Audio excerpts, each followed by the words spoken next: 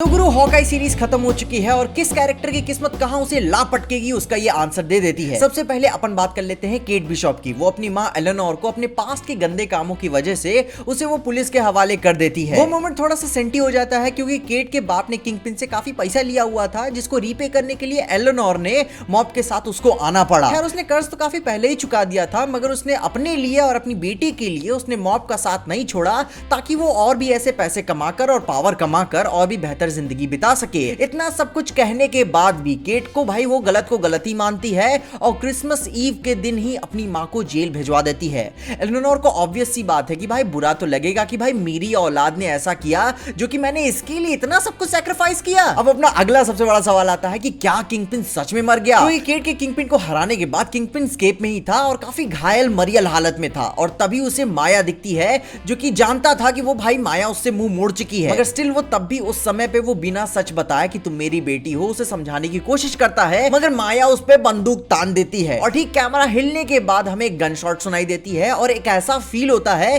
कि कोई बंदा जमीन पे गिरा। तो गुरु इस लॉजिक के हिसाब से तो भाई किंगपिन का गेम बच गया, लेकिन सिनेमा का एक अनस्पोकन रूल है कि अगर आपने किसी को मरते हुए नहीं देखा तो गुरु वो बंदा मरा नहीं है और बहुत ही बड़े चांसेस है कि किंगपिन जिंदा ही रहेगा। और ऊपर से यार अभी तो आया है, डेयरडेविल से भिड़ंत भी तो देखना बाकी है। और क्योंकि इसी हिसाब से parts of comic book series में भी ऐसा ही हुआ था जहां पे माया फाइंड आउट कर लेती है कि इसने ही मेरे बाप को मारा है, तो उसके बाद वो अपने बॉस को गोली मार देती है, लेकिन उस शॉट के असर में किंगपिन बस टेम्पररी तौर से अंधा हो जाता है। उसके बाद से कुछ टाइम बाद फिर से बंदा टाइट। और ठीक इसी क्लाइमैक्स के संदर्भ में किंगपिन इनसेन अमाउंट का डैमेज भी झेल चुका है, वो भी आराम से।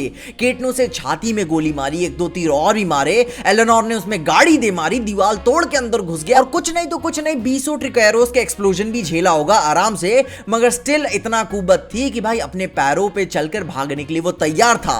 तो वो बंदा बस एक गोली से मर जाए मैं मान नहीं सकता। तुम क्या मानते हो? तुम अपनी ओपिनियंस मुझे कमेंट से जरूर बताओ। अब उसके बाद अपन हॉकाई की बीवी लॉरा की बात करते हैं। हमें फाइनली उस रोलेक्स वॉच के बारे में पता चल जाता है कि वो किसको बिलोंग करती है। हॉकाई का क्रिसमस पे अपने घर जाके रोलेक्स अपनी बीवी को देना और उस रोलेक्स के पीछे एक मार्क लगा है शील्ड का, उसके नीचे एक नंबर लिखा है 19, जैसा कॉमिक बुक हिस्ट्री में मतलब है एजेंट 19, जो कि डायरेक्टली रिसेम्बलेंस रखता है मॉकिंगबर्ड का। और तत्काल प्रभाव से हॉकाई कंफर्म कर देता है कि उसकी औरत शील्ड की एजेंट रह चुकी है। तुम्हें क्या लगता है कि हमें लॉरा के बारे में कुछ और देखने को मिलेगा? और अब बहुत ही खूबसूरत एको की बात कर लेते हैं क्योंकि भाई माया तो हवा में है, किंगपिन को मारने ही गई थी जो कि भाई अब भी ये जिंदा होगी क्योंकि कुछ महीनों बाद इनकी भी सीरीज आ ही रही है। तो इनका असली बाप किंगपिन जिंदा है तो एक और बार पटकी पटका हमें देखने को मिल ही जाएगी। येलेना ने इवेंचुअली हॉकाई को माफ कर दिया जब उसने सीटी मारी। आई मीन की मतलब स्पेसिफिकली नताशा वाली सीटी सुनकर येलेना को यकीन हो गया कि क्लिंट मेरी बहन के बहुत ही ज्यादा करीब था और उसकी बहन का सैक्रिफाइस दुनिया के लिए एक बहुत ही बड़ा बलिदान था जिसका परिणाम स्वरूप वो कुछ ज्यादा तो कर नहीं सकती सिवाय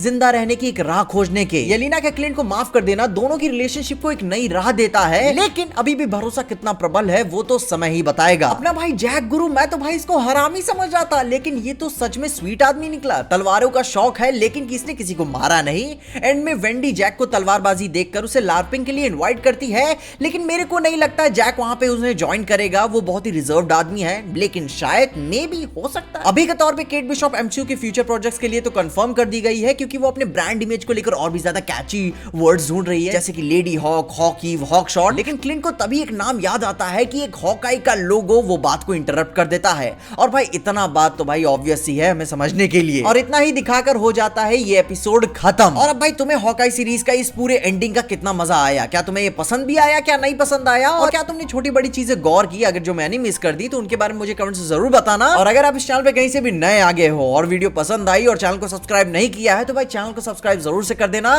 ताकि मेरा मन लगा रहे।